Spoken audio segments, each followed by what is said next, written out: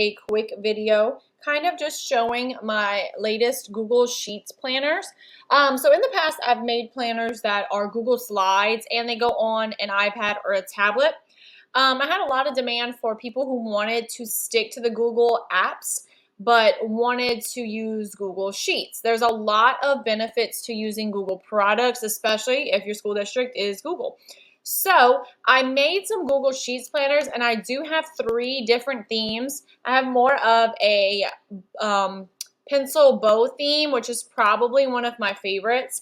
And then I also have a retro planner that kind of matches my best-selling paper planner. And then I also have this kind of neutral, just school doodles planner. They're all the same. The only difference is the theme.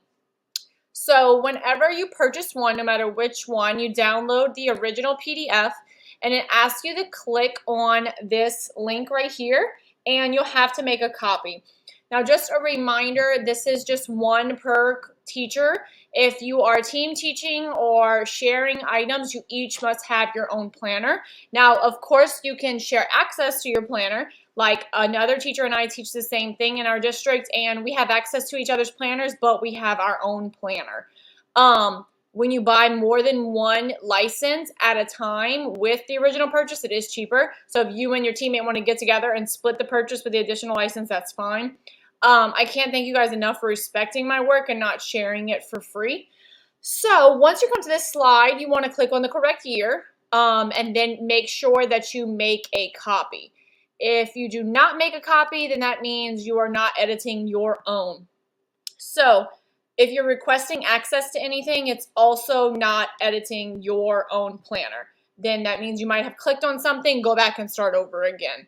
I suggest renaming it as soon as you make your copy, so that way it's easier to find. You can also click here and move it to the destination that you want. So I'm going to put mine in my drive under math, and then my lesson plans right here. I'm going to move lesson plans 25-26. I'm going to move it right there. So in this digital planner, as soon as you open, it's a cover, which if you didn't see the preview video, it prints really nicely. If you wanted to make this a printable planner, you could change at any point in the year. You know, you start planning out and then you want to make it a printable planner, you can. You want to make sure you click workbook if you want to print the whole thing. But the rest of it does print out very nicely. So if you want to decorate it, then print it, that's fine as well. So you have your index here, which everything is linked. Resource links, this is just something that you might want to add. This is your calendars. But if we use a program called Edulastic for our test, so like I might link that there to make it quick. We also use iReady Math, so I probably want to link that. And then also we use iExcel. So these are just easy things you might want to add. If you're in a training and they give you a website, this would be a great place to put it, so that way you can quickly just highlight it, put the link, and it's ready to go. So look, after I typed in Edulastic, it's now called Peer Deck, but like our students have been calling it Edulastic for years. So look, it already has it right there. So I'm just gonna click link and it's ready to go. You have your yearly overview. This is a good place to put your calendar, not your calendars, your different holidays. And then of course your calendars are linked here. Here are some stickers that are included. You would just select, copy, and then paste it where you want. If you want more stickers, I do have 350 in my store, but if stickers are not your thing, then don't worry about it.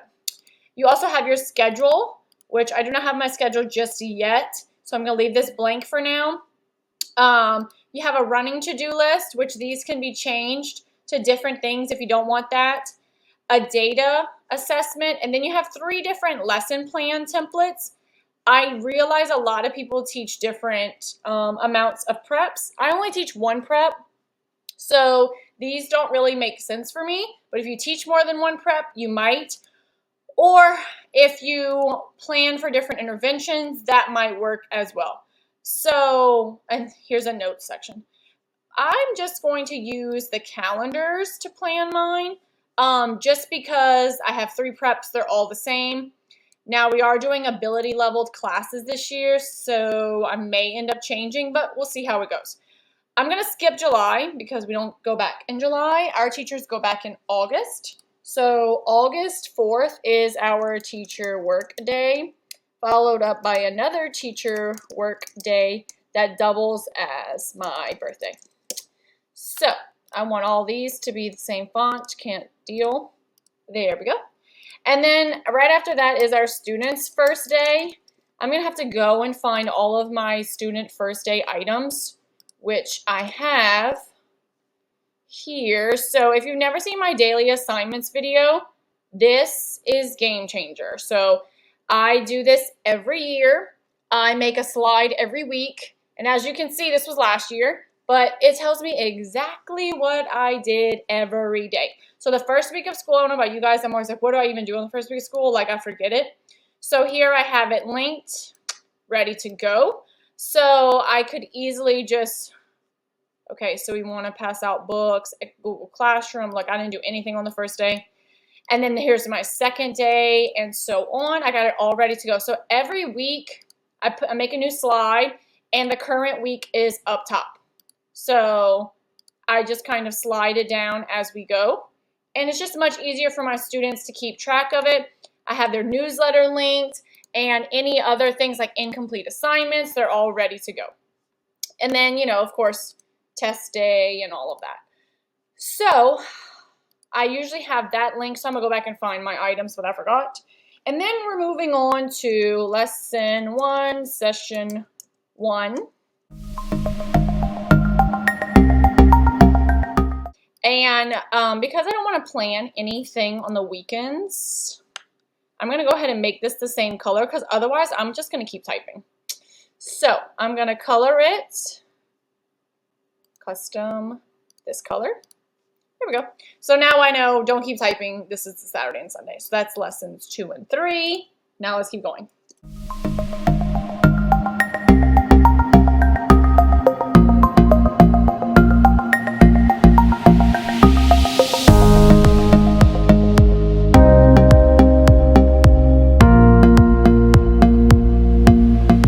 Okay, so now that I've kind of paced out up to my first test, which I have more done, but we'll just, for this, I'm going to go ahead. So I'm going to start linking some things. So if I go back into my lesson 1, I'm just going to copy that link.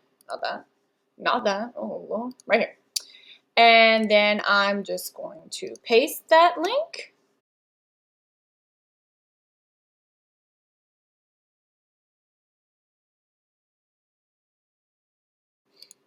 So when you teach the same thing for as long as I do, your resources start to become a large quantity. So you may not want to use all of it. So as we go through it, I like to link what I'm going to use because otherwise I get a little overwhelmed. So as I'm planning, I like to link them there so that way I'm not going back and digging through folders trying to figure out exactly what I want to use. I'll have it all there ready to go. I do all my planning on test days. So since my students are older, while they're taking their test, that's when I usually do my best planning for not the next day, but, you know, a test or two ahead. So that's what I kind of do while they're testing. But this makes it much easier instead of going back and being like, what exactly did I want to do? So like on test day, I want them to have this early finisher of a color by number. So early finisher. So whenever I'm printing out things making for copies, I got that all linked right there. After this, we start multiplication. Don't want to bore you, and division. So I have like those ready to go. Let's go ahead and change the font. There we go. Okay, so what's good about that is I have everything linked and ready to go. I can easily share this with anybody else in my district by just sending them the link. And that way, like, my friend can see where I am and where she is, but I can go ahead and put in all of my, like, no school Labor Day. And if you have my sticker pack, all of these holidays are already included. So if you have my sticker pack, it comes as a GoodNotes file because it's kind of meant for that. But I also have these individual PNGs, which is what I use in my Google Slides. See here? And like test day and all that. So you can do the same thing here. So when I open it up, I'm going to go to Labor Day, get from there, and paste it. And put it there. I think I might delete this there. One thing I wanted to mention was that you can add these to-dos. So like I like to put all of my back to school things that I always forget, like organize textbooks, print student nameplates. And if you're like me and you don't need July, you can always move it. Or my favorite feature is to hide it, just like that. So now it's hidden. I didn't delete it, but if you come right here, you can still see July.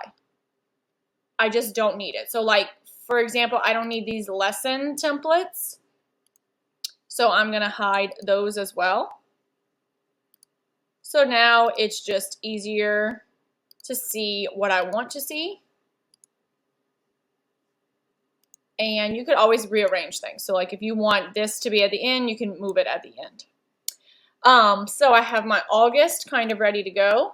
And this would be an easy thing to print if I wanted to. But my favorite thing is that I can just link everything.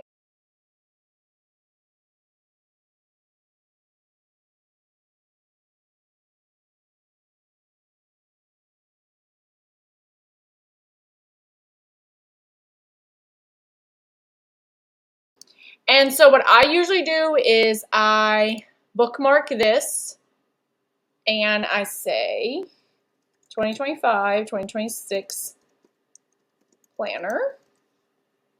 So that way it's all linked right here. I keep my daily assignments linked right here, this little slide, because I refer to it throughout the year whenever I'm making my new slides. I do have a video on this if you want more information. It's in my YouTube channel. But it just makes it so much easier to see, like, what did I do last year? And then, as you can see, whenever I had hurricanes, it was so much easier to move my stuff over. I kind of use this as my lesson plan. Some people are like, well, what if I forget to update it? This is literally always on my board. My students always know what to do because there's always something to do on the board. They're never done. It just creates an independence. The beginning of the year, it's kind of like, okay, look on the board, but they really look for it. And if I leave something blank, they're asking me, what are we doing on Friday? Now, let's say you have something on here and you don't want them to see it yet. You can just put a shape on top of it. And that way they won't see anything but the shape because you only give them viewing rights, not, editing rights. So that way you don't want them to click on the link. They don't need to click on the link. You can move it. But again, I always move the current week up to the top. So they never have to scroll through Google Classroom to find their assignment. I link all of their Google Classroom assignments right here.